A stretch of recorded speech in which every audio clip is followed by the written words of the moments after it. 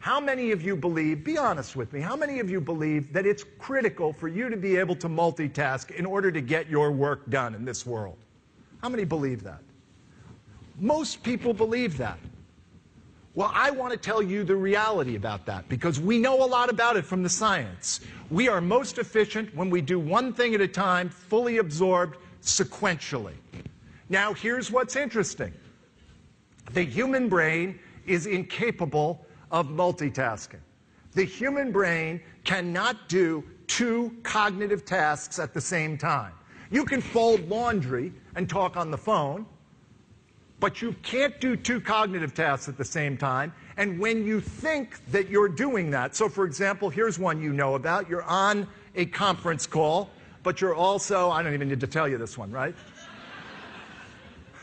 You're on the conference call and you're answering your email because you're saying to yourself, this is the only way I can get my work done. And the story you're telling yourself is, hey, you know what? This isn't all about me on this call and I'm getting the gist of it.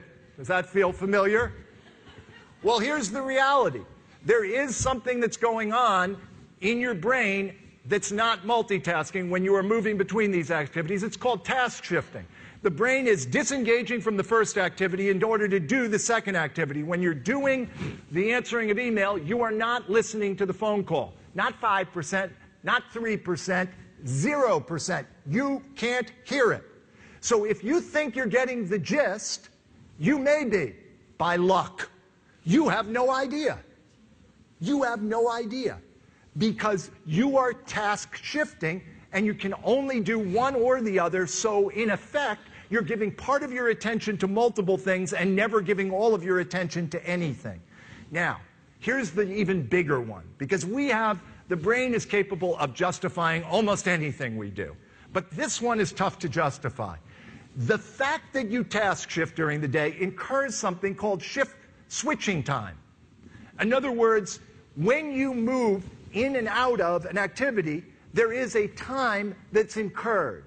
And what the researchers have discovered is that the average amount of time, so let's imagine this. You move from a focus on a difficult task to answer the Pavlovian ping of an email. Why do I say Pavlovian? Well, I say it because that ping has a more powerful pull than a fragrant chocolate chip cookie.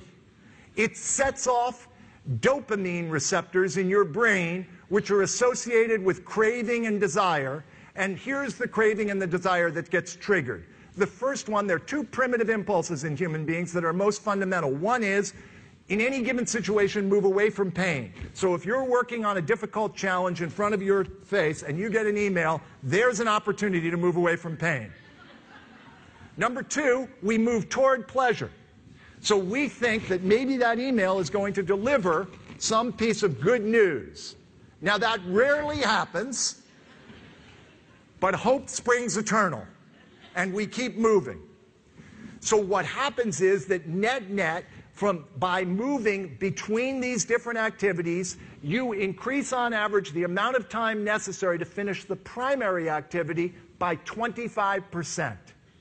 Multitasking is the most inefficient thing you can do, and it undermines dramatically the quality of the work you do.